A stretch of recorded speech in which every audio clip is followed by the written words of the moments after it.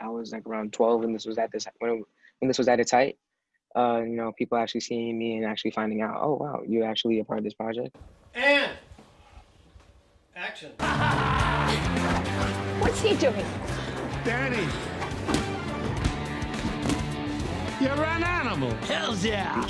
An October 2020 box office release, The War with Grandpa has already brought in close to $15 million in the United States.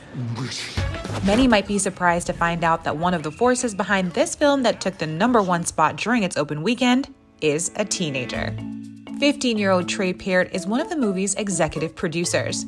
The War with Grandpa is based on a book of the same name by Robert Kimmel Smith, a book Tre read in the 3rd grade. It was a school assignment. So once I was done, I was specifically excited to watch this movie because my parents had just introduced a rule that I had to read the book before I watched the movie. Only there was no movie. So Tre turned to his parents, Marvin and Rosa, movie producers themselves, to make one. I asked my mom, and she said, well, let me read it. And then after she read it and she really liked the idea, she taught me how to make a pitch, and then we talked to my dad. I was actually heading out of town the next morning, and they sat me down, and my partner and wife said, your son has something he wants to talk to you about. He has an idea. And I heard this pitch and I was like, wow, this is actually really interesting. And when I got to LA the following morning, I called home and I said, hey, let's find out who publishes this book. Let's option. I think Junior may have found our next project. At the time, the book had already sold 1.3 million copies, so the Peart family was thrilled that it was still available. The War with Grandpa tells the story of a boy whose grandfather comes to live with his family, in the boy's room. A war of pranks is put in motion by the boy to win back his room. I knew we were biting off maybe a bit more than we could chew, because if we were looking to make this an all white family comedy, we knew it would be expensive. Despite being young and inexperienced, Tre came in swinging with some A-list casting ideas. So I was thinking, who do I want to be in this movie? And then the thought Robert De Niro popped up. Now, I know it sounds kind of weird, why is an 8-year-old thinking Robert De Niro? Well, my parents, they are huge Robert De Niro fans, and they were always talking about what a great actor he is, and me being 8 years old and all of his movies being a high level PG-13 and up, that was kind of foreign territory. So I was thinking, who should be the grandfather? That's the #1 guy, right?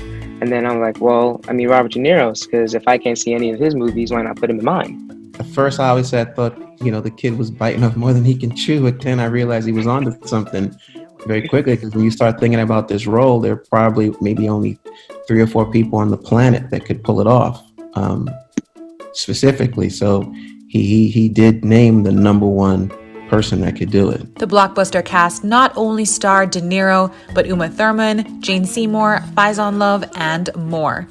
Of note, it's one of the only mostly white films to be made by a company of color. We think the messaging is, just because you look a certain way doesn't mean you can't do a certain thing. And I think in a culture, in a country that we live in, your limitations are normally defined by how you look prior to even what comes out of your mouth.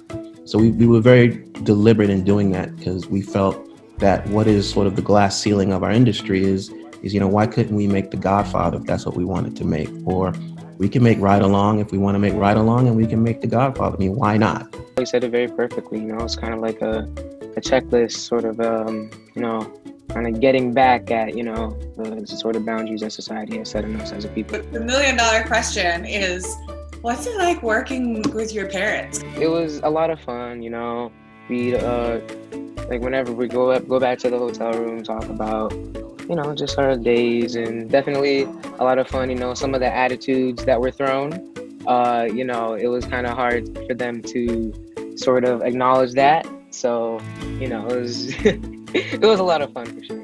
So, what's next for Tre? We contacted a few publishers, and there's also some things regarding the War with Grandpa franchise that are in play. So, it hasn't really stopped.